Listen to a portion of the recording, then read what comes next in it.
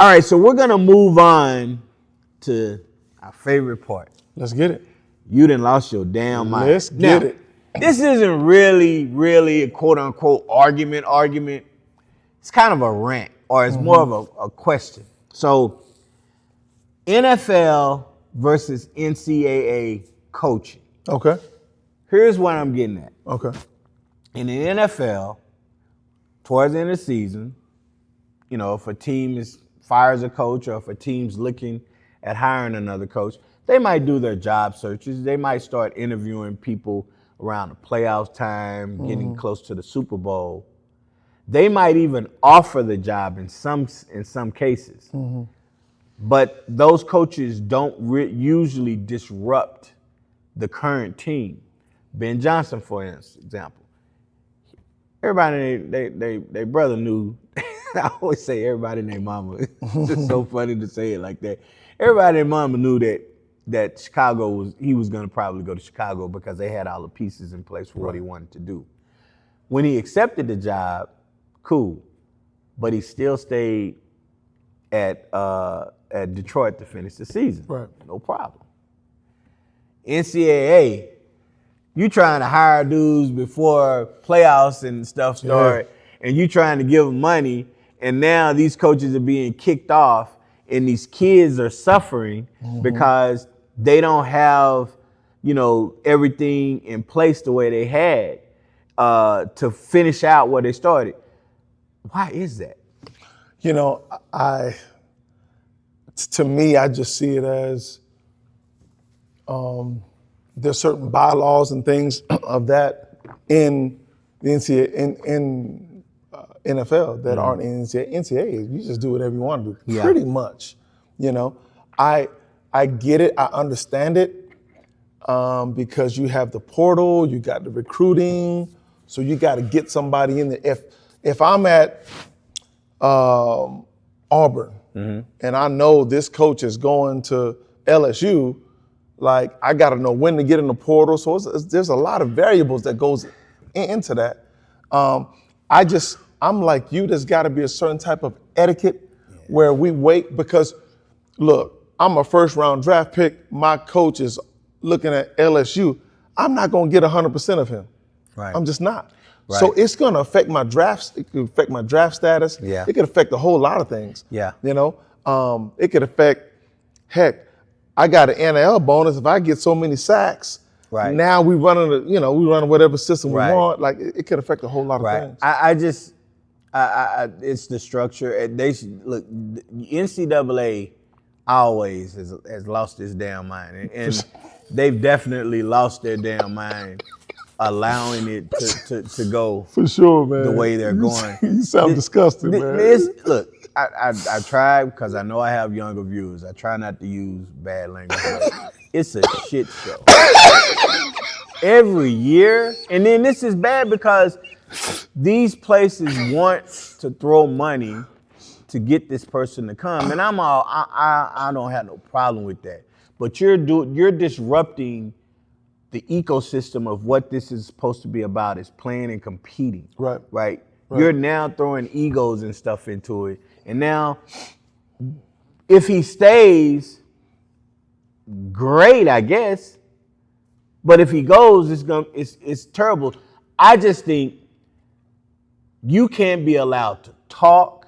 You can't be allowed to leave or do anything until the national championship goes. It's almost like with free agency. You know that they're talking to each other. Yeah. But there's no deals done until that free agency hits. And I think the problem why it gets out now, because they've tried to do that prior, and leaks happen, and then all of a sudden, a reporter goes from being in a podunk town to like the greatest thing ever. So it stopped that. Yeah, well, you know how you stop that? NCAA say, hey, if anything gets leaked, the deal is done. There is no deal. Leak that shit if you want to. And now you gotta live with that reporter killing your deal. But then again, it could be somebody on this side That's leaking fine. it that caused me not to go. You can't do that either. So we're gonna get to the source. We're gonna get to the source. somebody's going. Okay, if this side did it intentionally, okay, now we're gonna honor it. But now we're not gonna fine you. Like that. One of the most ridiculous things is fine. Like the rushing the field. They fined the school $100,000 for rushing the field. Right? Nah. You want to get those people off the field? You start hitting them with actual scholarships. Yeah, you take scholarships. Yeah, no, okay, rushing the field. That's yeah, 5. we taking 5. We Yeah. taking 5 scholarships.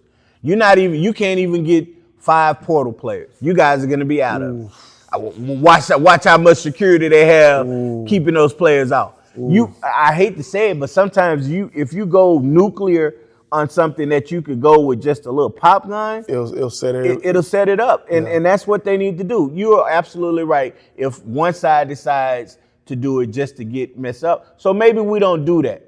But maybe we find out who it is. Now we're gonna hit y'all with 10 scholarships and maybe 8 portal players or something like that, right? You start hitting them where it hurts. Yeah, that money, man, them boosters got money. Yeah. They got money. But now there ain't no amount of money that's going to be able to, because those coveted players, knowing that they can't go there, they're going to go to the rivals. And other players are going to be like, well, damn, we can't get these type of players, man, I'm out. Yeah. Like what happened with SMU. Yeah. Yeah. Like the death, what they call it? The death penalty. The death penalty of Yeah. SMU. So yeah, and they're back. They've been playing well. Yeah, the last couple of years. They know had about this year though. They had it. Well, I mean, it's still good. They were, I think, 21. They lost to Cal, so they had a chance to get where they needed to be. But they in those big games, I wasn't as confident about them in those big games. That's true. But yeah, I really think something needs to be done. They need to have somebody come in and say, look, we need some structure and order. You look at professional, you don't even have this. I don't even know if you see it as much in the NCAA and basketball. I'm trying to think of the last time something like that happened in basketball, in college sports, where somebody was getting poached during the NCAA tournament. I can't even think if that's ever happened. I'm sure it has, but maybe on a smaller. Yeah, but not to the way it happens in college football every year. Man, football coaches are different than basketball coaches. They're just different. I know, but you got to have structure. You have to. If you want to preach and teach structure, order, discipline, all of that stuff, you got to get rid of all of that because these kids are looking. And the greatest thing I love is the portal. Yeah. Because now I see y'all fighting over this, and it, to me, I'm looking at y'all fighting over money, but you're going to tell me that I need to be here, home, family, and everything, and you bouncing? Yeah, I'm out. I get to leave just like you get to leave. Yeah. That's the one thing I love about the portal, because in the past, if that coach left, no, you got to stay, and if you leave, we're going to 3-6 fight. Man, don't be taking the divorce out on the kids. Right. No just doubt. Because you don't like the husband no more, you go punish the kids? Nah, we ain't having that.